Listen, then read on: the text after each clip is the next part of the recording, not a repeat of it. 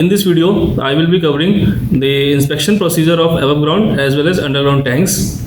So before going further, let us know why the inspection of tank is required. So the tank inspection is required to establish a baseline of tank corrosion as well as tank conditions. With the tank inspection, we can identify problems in advance before any significant leak. We can also minimize the catastrophic tank failure. If you talk about guidelines, so for tank inspection we have API 653 guidelines and we have OISD 129 guidelines for the tank inspection. So if we talk about the frequency of inspection, so it depends on the type of inspection which is to be carried out on the tank. Now we will see in brief about the interval of tank inspection.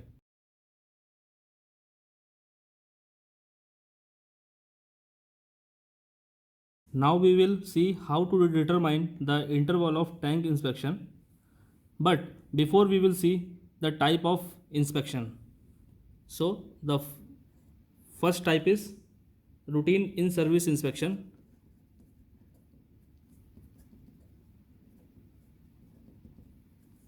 Second is external inspection. And third one is internal. So the first type of inspection is routine in-service inspection. The interval of such inspection, it depends on the site condition.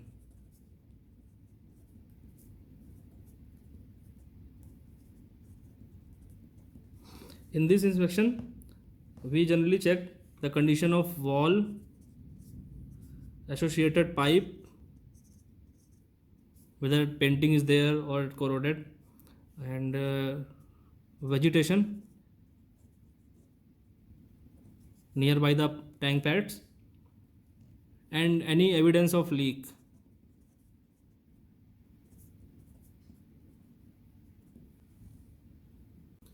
Now the second type of inspection is external inspection. External inspection, which is categorized as first visual inspection as per OISD 129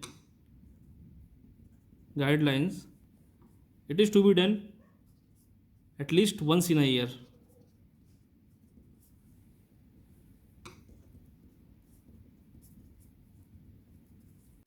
And the second is detailed external inspection along with UT survey.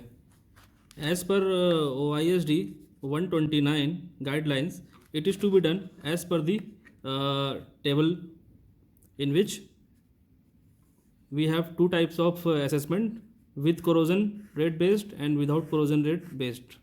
So for diesel and petrol and kerosene, another, it is given as 5 year with corrosion rate based assessment. Now we will see how the frequency is decided as per the corrosion based assessment for the external inspection.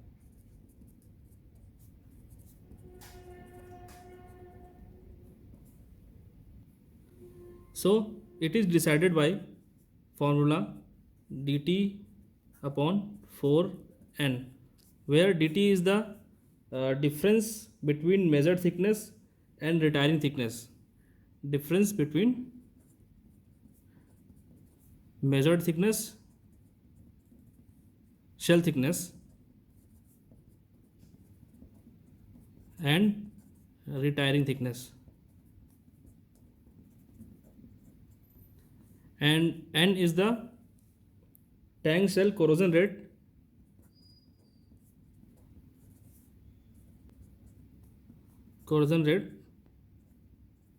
in mm per year.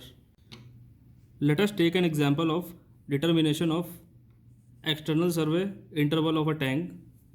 Suppose we have a tank that has present measured thickness value is say 15 mm, and the retiring thickness is say 3 mm.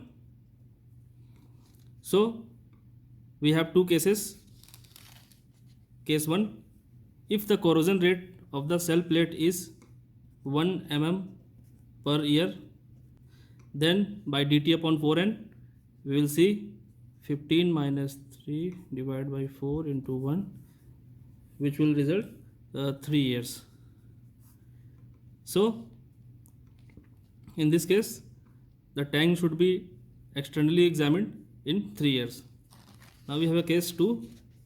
In this case, we are considering the corrosion rate of a cell plate is say 0.5 mm per year. So by dt by 4n, it will be 15 minus 3 divided by 4 into 0.5, which will result 6 years. Hence, for case 1, interval will be 3 years, and case 2, we shall compare with the table, and we have to choose minimum of the time interval as per the table. So the result is coming at 6 year, but in the table it is 5 year. So which is the minimum is 5 years. So for tank 2, for case 2, the frequency shall be 5 years. Now we will go through the third type of inspection, which is internal inspection. As per OISD 129 guideline, all the storage tanks are to be internally inspected as per the table. In this table, basically two types of assessment are there. One is with corrosion based and second is without corrosion based. Since we are going through corrosion based assessment only, so as per the sheet, as per the table, it is for diesel, kerosene, petrol, it is 15 year or years determined by corrosion rate. So for corrosion rate based assessment, we required thickness data of bottom plate.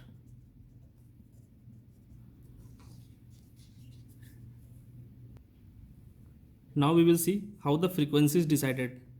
Frequency is decided with the same formula, dt upon 4n, where dt is the difference between the measured bottom plate thickness and retiring thickness, and n is the corrosion rate of bottom plate in mm per year. Let us take an example of determination of internal survey interval.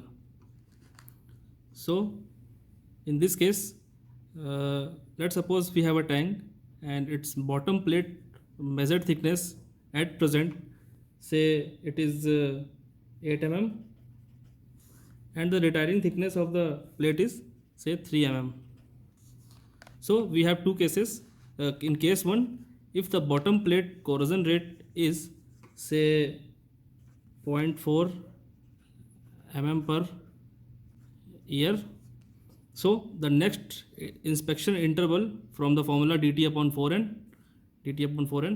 will be 8 minus 3 divided by 4 into 0.4.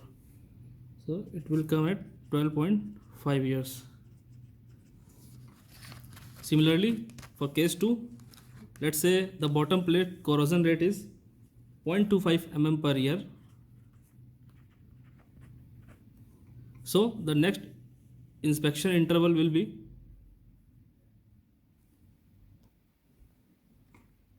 8 minus 3 divided by 4 into 0.25. This will come at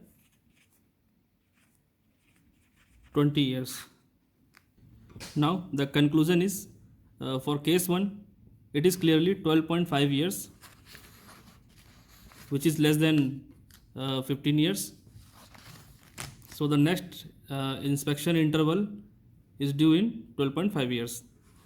Similarly, for case 2, the calculated value is coming as 20 years, and as per the sheet, it is given at 15 years. So we have to choose the minimum one. So in this case, the minimum is 15 years. So the next interval is due in 15 years for case 2.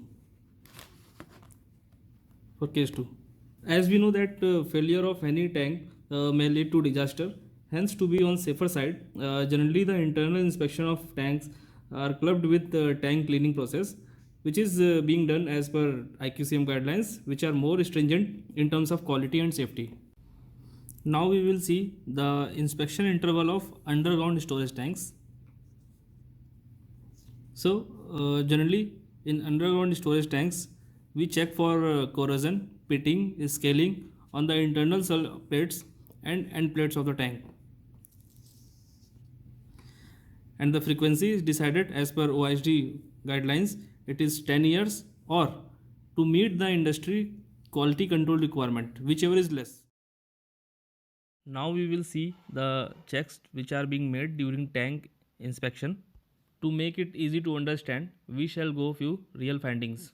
In this picture, we can see a radial crack on tank foundation,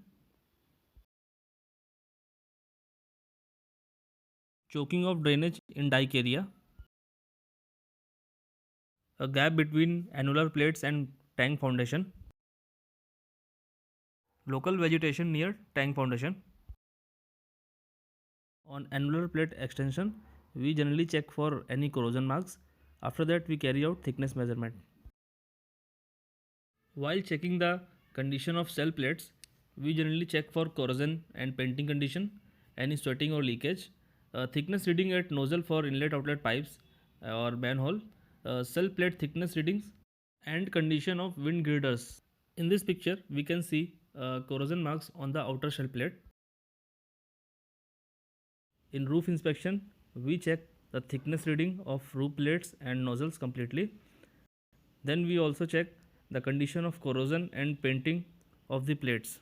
In this picture, we can see some corrosion marks on the roof plate. We check the condition of firefighting facilities around the tank.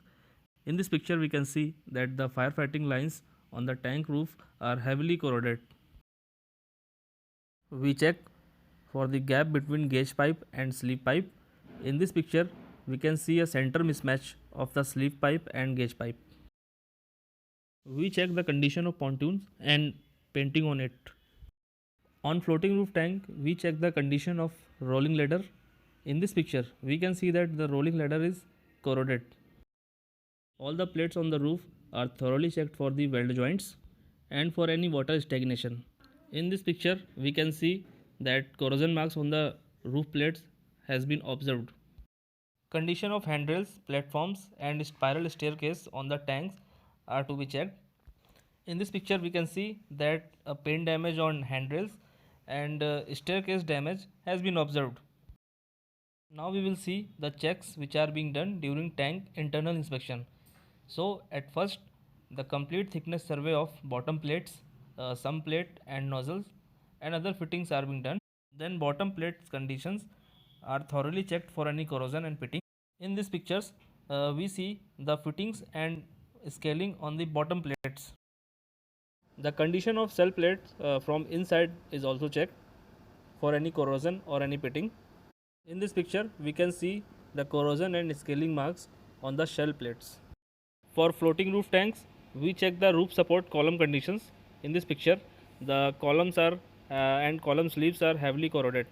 Condition of cell plates from tank inside are thoroughly checked, in which cell thickness, condition of paint, any corrosion marks, and the weld joints are thoroughly checked.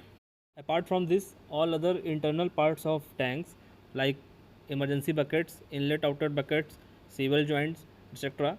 are checked thoroughly for any corrosion, condition of paint and scaling. Now we will see how the thickness survey of cell plates, bottom plates, annular plates, roof plates, manhole and nozzles and other fittings on tanks is to be done. Each and every plate of first course and second course cell shall undergo the ultrasonic thickness survey. So if we take a look on tank top view, then we have, this is the first plate, this is the second plate, this is the third plate, this is the fourth plate, this is the fifth plate and this is the sixth plate. If we take one plate side view, then thickness readings are to be taken at first point, this will be the second point, this will be the third point, at fourth point, and fifth point. Similarly to the first course, the second course cell plates, each and every plate shall go under ultrasonic thickness survey. So in this case, let's say tank second course has total 5 cells, plates 1, 2, 3, and this is 4, this is 5 cell plates. If you take side view of one plate, then the thickness readings will be taken as point number 1, this is 2, this is 3, this is 4, and this is 5. So 5 readings will be taken in one cell. Now we will see how the thickness reading are taken on the annular plate. Basically, if you see the top view, the annular plate are arranged in this fashion. These are the cell plates, and these are the annular plates. Say this is annular plate 1, 2, 3, and up to 16. There are total 16 annular plates. So for each annular plate, the readings will be taken in this way. Point number 1, 2, 3, minimum 3 readings at the corner, at the center, at the corner. Now we will see how the thickness reading are to be taken at the bottom plates and roof plates. So if you see the top view, tank bottom plates and roof plates are arranged in this way. So each and every plate will be numbered. In this case, total 22 plates are there. So if we take one plate, we have to take 5 readings like earlier.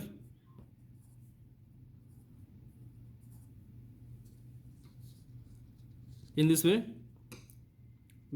we get thickness data of each and every plate of the roof as well as bottom plates. Now we will see the thickness survey of remaining parts of the tank, such as roof drain line, water trough line, nozzles, pipe, and other internal parts of the tanks. So in this case, let's suppose this is a pipe section. So if you take the side view like this, in this case we have to take 4 readings at 12 o'clock position, at 3 o'clock position, at 6 o'clock position, at 9 o'clock position. Total 4 readings are to be taken. With this, we have now a basic idea of types of inspection, frequency of inspection, how the thickness survey is being carried out, and various issues which are found out during tank inspection. Thus, recommendation given during tank inspection by inspector to be repaired or corrected immediately. Without correcting the same, it is not recommended to take tank in operation. And once any repair is being done, the tank should be hydro tested at least once. So this is all about tank inspection procedure. Thank you.